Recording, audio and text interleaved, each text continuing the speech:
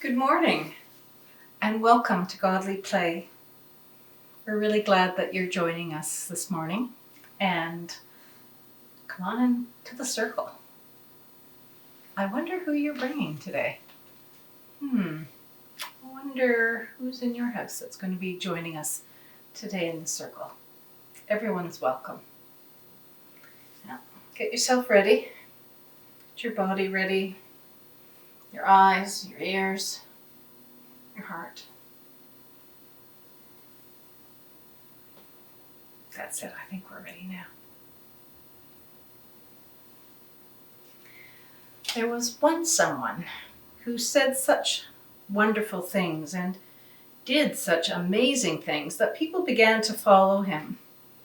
And as they followed him, they wondered who he was. And they couldn't help themselves. They just had to ask him.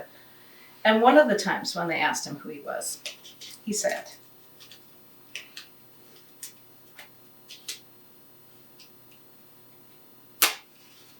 "I am the light."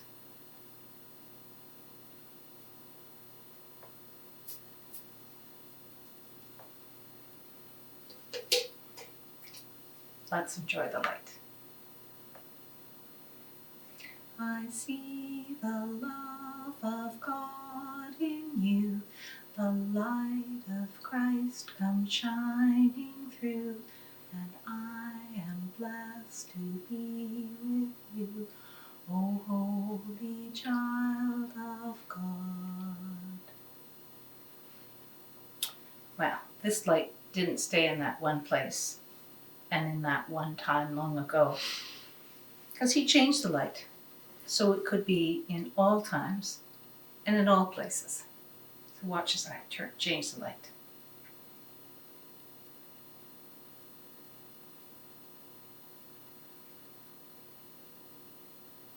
There it goes.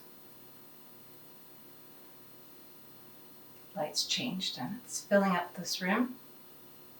We're coming through and filling up your room too. So that wherever we go, this light will be with us. And when we leave this place, the light will go with us too. Now, looking at our calendar, we are 1, 2, 3 on the 4th Sunday of Easter. Because as we know, Easter is such a great mystery that not only did the church set aside all these weeks to get ready, it also set aside all these weeks afterwards in pure celebration. Are you ready for a story? So today's story is found on the Lenten Easter shelves. And the story that it tells today is called Knowing Jesus in a New Way, Known in the Morning. And if you'd like to check this out after we're finished, you can find this story in the Gospel of John in the New Testament. That's Matthew, Mark, Luke, and John. And it's in the 21st chapter. So right at the very end of the Gospel of John. So check it out and read it for yourself later.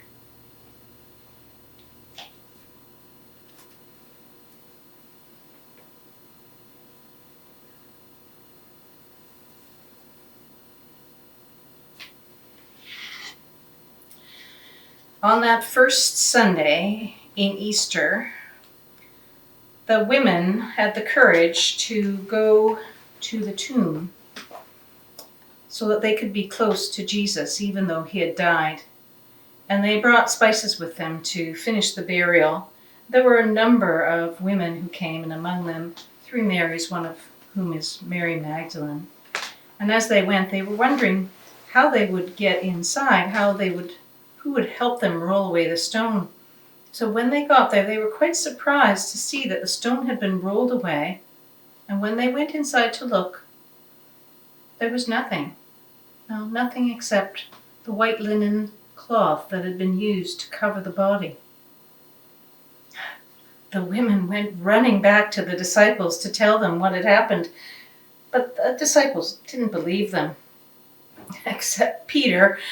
Being Peter, he jumped up and raced towards the tomb, and some people say John went with him, and together they went into the tomb.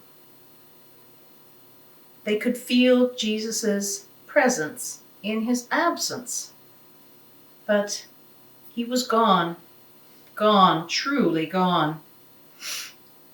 They ran back to tell the other disciples what they'd seen. Now, Mary Magdalene had followed them and stood at the mouth of the tomb weeping. She didn't go back with them. And she heard a voice, "Woman, why do you weep?"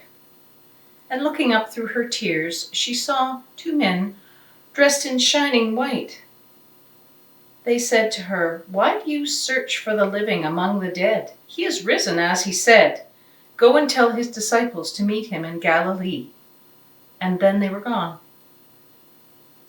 Mary lingered a while longer near the tomb. And another voice, "Woman, why do you weep?" Turning and supposing that he was the gardener, Mary said, "Where have you taken him? Tell me, so that I may go and take his body away." And then, "Mary." And as he said her voice, she knew it was he. She must have taken a few steps toward him, because he said, "No, you cannot hold me. I am risen but not yet ascended." And then he was gone. And Mary rushed back to tell the others.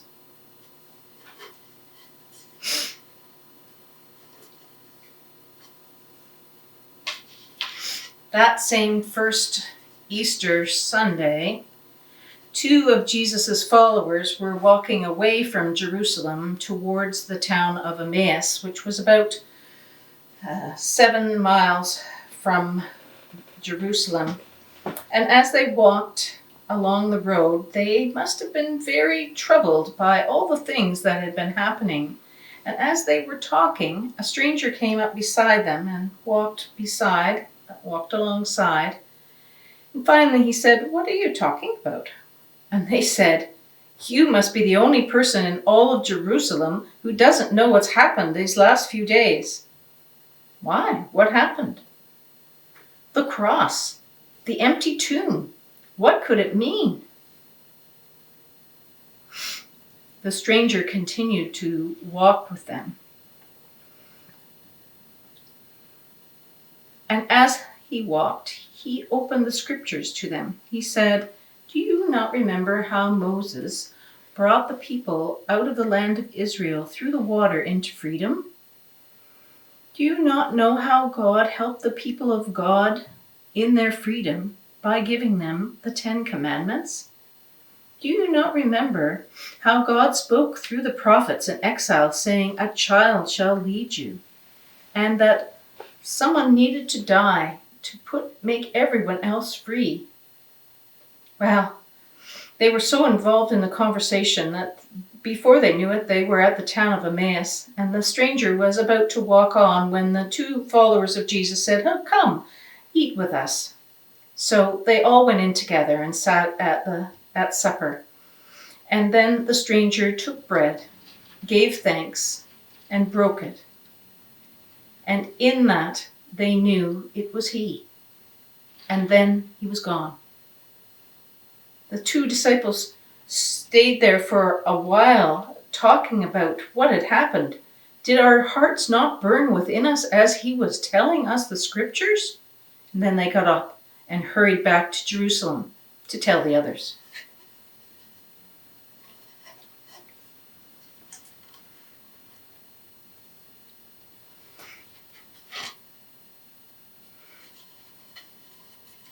The disciples were gathered together in a room that was locked because they were afraid that the Roman soldiers might come and take them away as they had Jesus.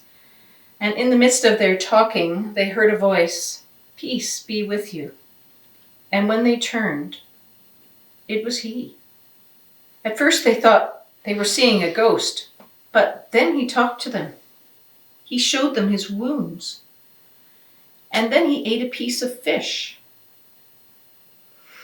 He began to open the scriptures to them as he had to the others on the road to Emmaus, and then, peace be with you, and he was gone. Now, Thomas was not there at this time, and when the others told them what had happened, Thomas said, "I do not believe." Thomas had doubts in his bones.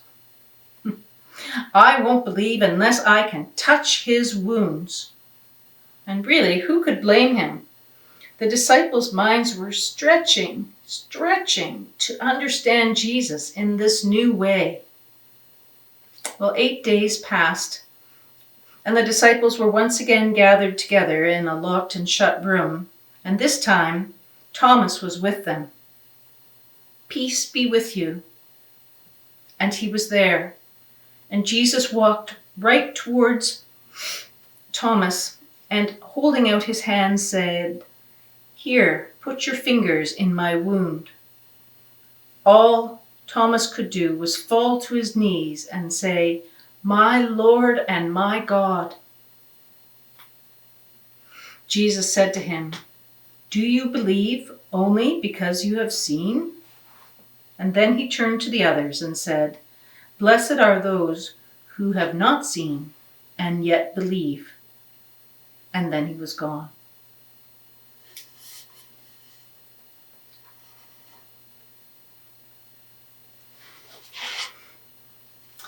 The disciples headed north to Galilee as Jesus had told them. And when they reached there, many of them were fishermen, so they went to rest beside the Sea of Galilee. This was a place where they had been as boys. This is a place where they had fished with their fathers. Suddenly, Peter jumped up and said, "I'm going fishing." So the others got up and helped him prepare the boat.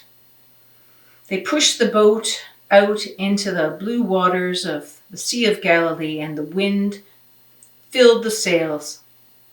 They fished all night, but caught nothing. Still, they were comforted by the smell and sounds of the sea. It felt like home. Then morning broke, and as the sky turned from pink to blue, they could see the shore and that someone was standing there beside a fire. They could see the smoke rising from the fire and the red embers of the charcoal. "Have you caught anything?" "No," they said. "Take your nets and cast them on the other side of the boat." What did they have to lose? So they pulled in their nets and cast them out on the other side of the boat. And as they held the ropes, they could feel the fish filling the nets. But John, he wasn't paying any attention to the fish. He was looking at the figure on the shore and said to Peter, "It is the Lord." And Peter looked and jumped out of the boat and swam toward shore. And as he reached the sand, he stood up and waded ashore.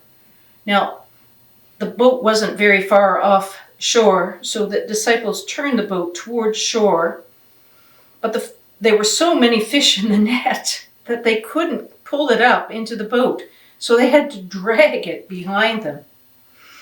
And as they came on shore and walked up towards the stranger said, "Bring some fish."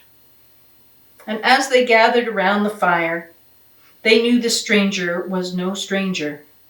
They knew it was Jesus, but everyone was afraid to say anything. "Here, have some breakfast." There was fish cooking on the fire, and Jesus gave them fish and bread to eat. Then he turned to Peter and said, "Peter, do you love me?" "Yes, of course, Lord." "Feed my lambs." Then again, "Peter, do you love me?" "Yes, Lord." "Tend my sheep." And then again, Peter, do you love me? Lord, you already know that I do. Then feed my sheep. Then Jesus began to tell Peter that when people become old, sometimes they have to let other people look after them, even though they don't like it and they'd rather do it themselves. Later on, the disciples thought that Jesus was getting Peter ready for his death as an old man in Rome. Follow me. Was he speaking to everyone? No, just to Peter. So Peter got up and he walked along the shore with Jesus. Peter looked back and saw that John was following at a distance. And Peter said to Jesus, "What about that man? Will he die like the rest of us?" Jesus replied, "It is not for you to know such things." And then he was gone.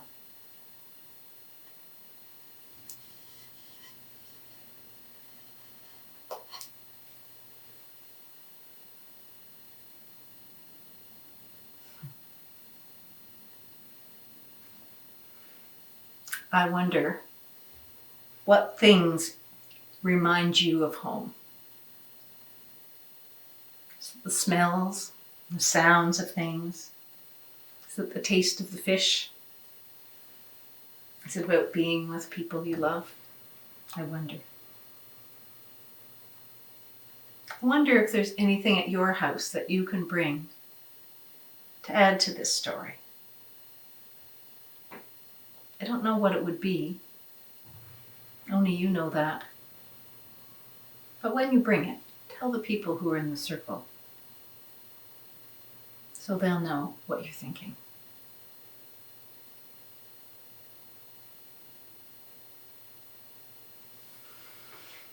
Well, I'd like to give a blessing to all the mothers who are in the houses this morning, and to all the children who love their mothers. May the Lord bless you and keep you.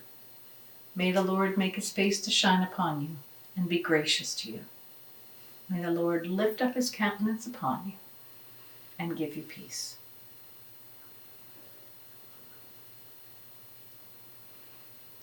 See you next week.